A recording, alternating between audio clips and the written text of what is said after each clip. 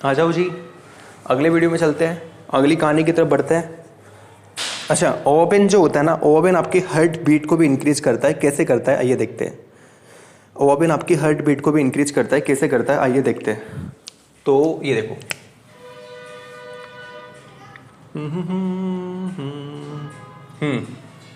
ओवापेन जो होता है ना, इंक्रीज हार्ट बीट।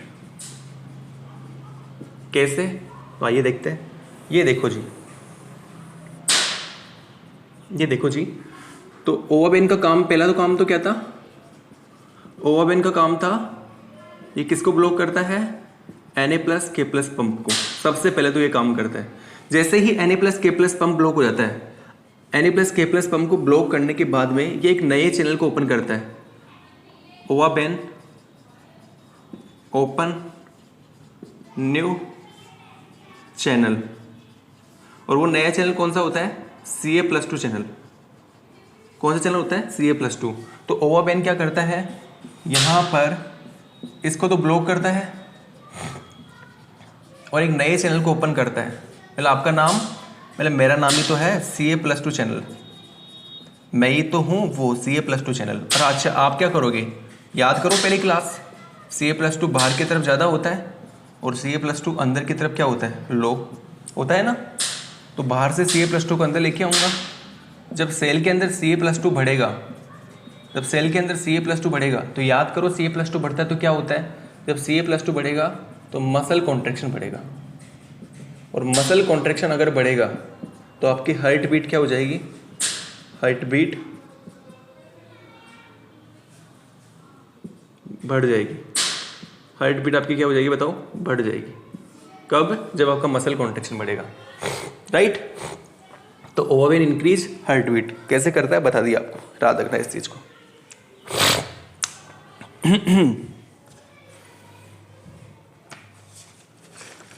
आगे चलूं, क्या हम आगे चल सकते हैं, चलो जी। अब आपको मैंने आपको Ca+2 पंप पढ़ाया था, तो कुछ यहाँ पे Ca+2 के बारे में आया है, तो हम और बातें कर लेते हैं। देखो, एक तो Ca+2 चैनल होता है, ये तो मैंने Ca+2 चैनल की बात की। वैसे ही यहाँ सेल के पास में एक Ca+2 पंप भी होता है, जो क्या करता है, अगर सेल के अंदर ज़्यादा Ca+2 हो गया तो उस Ca+2 को पकड़ता है और उस Ca+2 को कहाँ फेंकता है, बाहर की तरफ। कहाँ फेंकता है, बाहर की तरफ। अभी देखो, अभी यहाँ देखो, अगर मान के चलो यहाँ पे Ca+2 पंप नहीं होगा तो Ca+2 अंदर लेके आएगा, लेके आएगा, लेके आएगा, इतना ज़्यादा Ca+2 आ जाएगा, बहुत ज़्यादा मसल कॉन्ट्रैक्शन होगा, बहुत ज़्यादा हार्ट बीट हो जाएगी, दिक्कत हो जाएगी। तो इस Ca+2 को बाहर भी तो फेंकना है, तो बाहर फेंकने के लिए यहाँ पे क्या होता है, पंप होता है, पंप, राइट। तो आप एक चीज़ अपने दिमाग में बसा लीजिए, चैनल और पंप में डिफरेंस क्या होता है, बहुत बड़ा डिफरेंस होता है। चैनल तो क्या है, यहाँ पे ये बताओ, ये क्या कर रहा है, ये बताओ, ये क्या चीज़ है बताओ, यहाँ पे खुद देखना आप। Ca+2 चैनल, यहाँ पे फैसिलिटेड डिफ्यूजन की बात चल रही है। किसकी बात चल रही है, फैसिलिटेड डिफ्यूजन की, खुद देखिए आप लोग। और यहाँ पर पंप है, पंप मतलब एक्टिव ट्रांसपोर्ट। अरे याद करो, हमने चैनल की बात कहाँ की थी, हमने चैनल की बात कहाँ की थी, पैसिव ट्रांसपोर्ट में की थी हमने चैनल की बात। और हम पंप की बात कहाँ कर रहे हैं, पंप का इन्वॉल्वमेंट कहाँ होता है, प्राइमरी एक्टिव ट्रांसपोर्ट में। तो जहाँ पर भी चैनल दिखे मतलब फैसिलिटेड डिफ्यूजन, और जहाँ पर भी पंप देखे मतलब एक्टिव ट्रांसपोर्ट। तो यहाँ पर जो आपका Ca+2 अंदर एंटर कर रहा है वो किसके थ्रू कर रहा है, फैसिलिटेड डिफ्यूजन। तो क्या यहाँ पर ATP यूज हो रही है क्या, नहीं। क्यों, क्योंकि ये कहाँ से कहाँ होता है, हाई से लो की तरफ होता है सर, हाई से लो होता है, हाई से लो होता है, इसलिए यहाँ पे ATP यूज नहीं होती। इधर आ जाओ, यहाँ पे देखो एक्टिव ट्रांसपोर्ट, ये किधर से होता है, लो से हाई की तरफ। चलो देखो देखिए, लो से हाई की तरफ हो रहा है क्या, ये देखो लो से हाई की तरफ हो रहा है, बिल्कुल सही है। क्या यहाँ पे ATP यूज होगी क्या, ATP यूज तो होगी सर, लो से हाई की तरफ हो रहा है, ओके। अच्छा ध्यान से सुनना, यहाँ पर ATP का यूज हो रहा है, क्यों हो रहा है, क्योंकि लो से हाई की तरफ हो रहा है। तो आप एक चीज़ अपने दिमाग में बसा लीजिए, यहाँ पर चैनल और पंप में काफ़ी बड़ा डिफरेंस है। किस तरीके का डिफरेंस है आपके सामने है। कई बच्चे इसमें कन्फ्यूज रहते हैं, वो Ca+2 में बोलता हूँ, Ca+2 अंदर एंटर किसके थ्रू करेंगे, पंप के थ्रू। अरे भाई पंप के थ्रू कैसे एंटर करेंगे, कैसे करेंगे, चैनल ही नहीं होता, फिर वो कंफ्यूज रहते हैं। तो आज इन दोनों में डिफरेंस आपके सामने ला दिया मैंने। क्यों, कहाँ पर कौन कैसे काम कर रहा है ये आपको पता होना चाहिए। यहाँ पे क्यों ये पंप इसको बाहर फेंक रहे हैं वो भी पता होना चाहिए।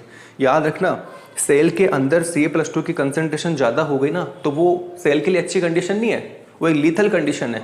सेल कभी भी Ca+2 की कंसंट्रेशन को ज़्यादा बढ़ने नहीं देगा, वो कम करने की कोशिश करेगा। मैं आपको इसको और डिटेल में लेके चलता हूँ। ये देखो, सेल कभी भी Ca+2 की कंसंट्रेशन को बढ़ने नहीं देगा।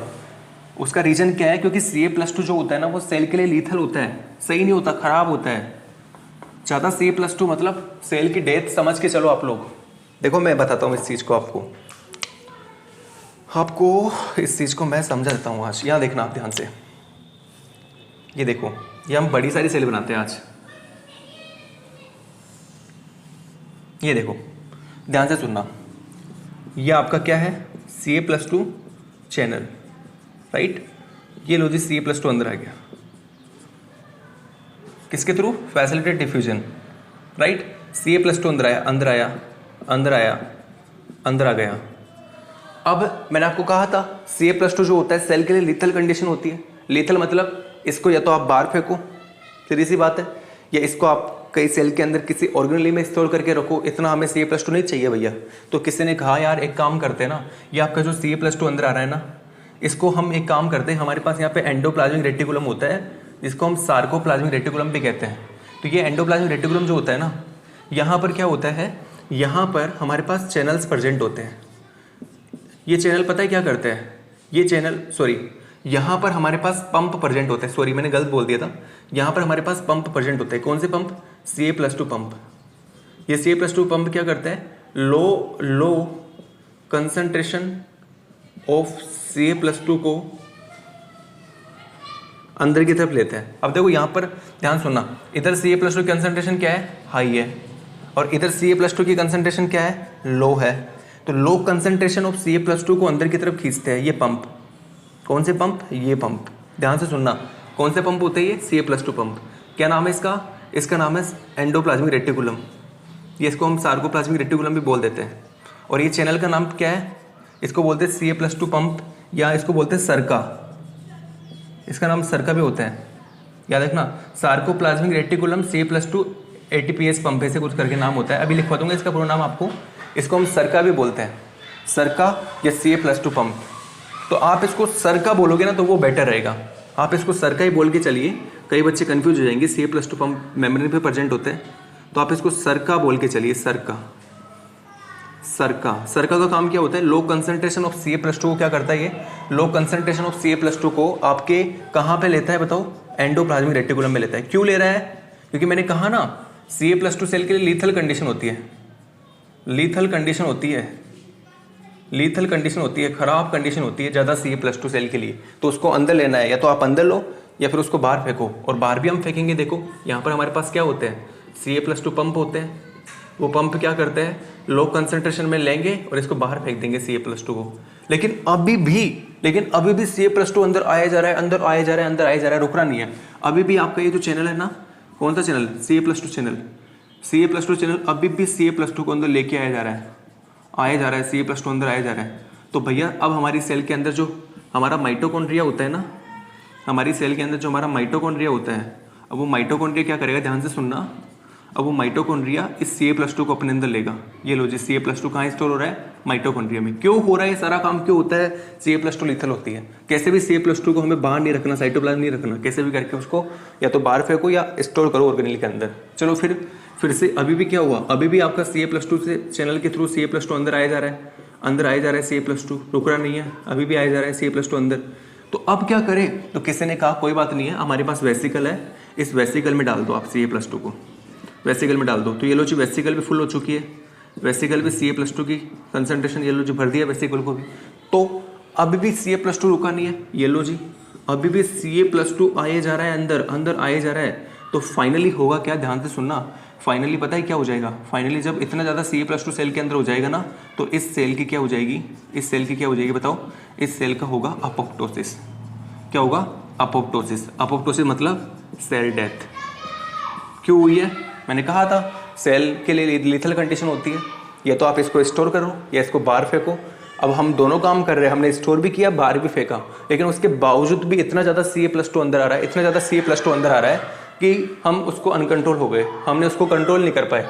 माइटोकॉन्ड्रिया हो गया पूरा, यहाँ पे ये भी फुल हो चुका है, सारा पूरा हो चुका है, भर चुका है सारा का सारा। तो फाइनली अब हमारा जो सेल का अपोप्टोसिस होगा और कोई सेकंड प्रोसेस हमारे पास नहीं है, तो फाइनली सेल की डेथ हो जाएगी। इस सेल के जिंदा रहने का अब कोई अधिकार नहीं है। कैसे भाई, कैसे जिंदा रख सकते हैं इसको हम?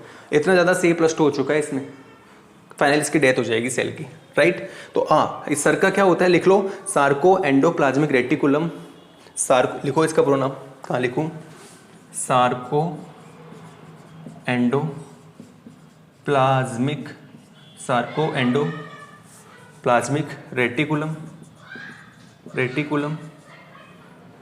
Ca+2 ATPase पंप है, याद रखना। ये चैनल मत बोल देना, इसको पिटाई लगा दूंगा नहीं तो।